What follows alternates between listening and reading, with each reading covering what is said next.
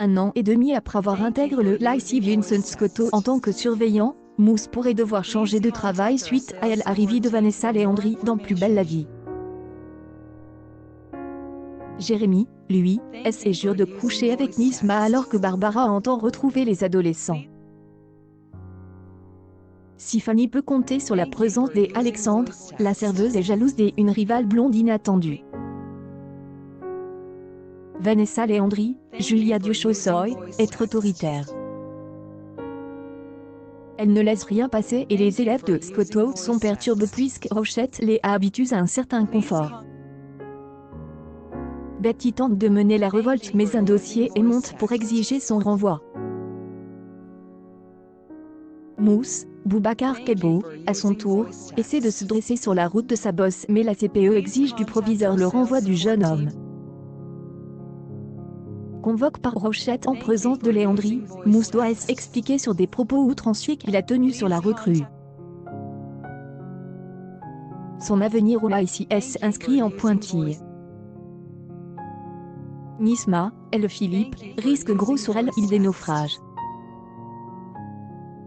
Elle est la proie de Jérémy, Léo Romain, qui compte bien profiter de ses charmes et Bilal, Gel Danit, surprend elle homme à observer sa SR pendant qu'elle se lave.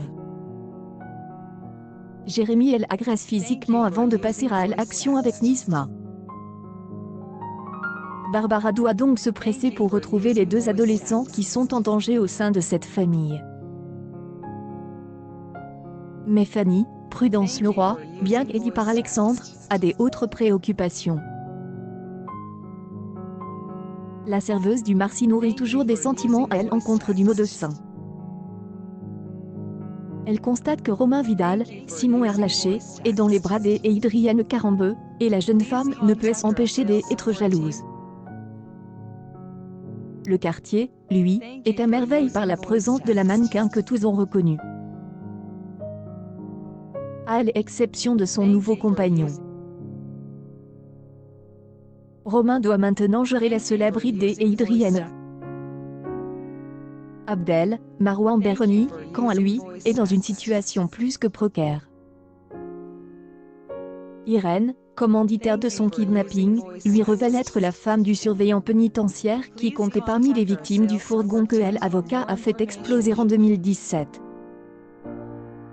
Irène a des sombres projets, elle compte le tuer puis se suicider. Karim et Boé, eux, menant elle enquête pour retrouver la trace.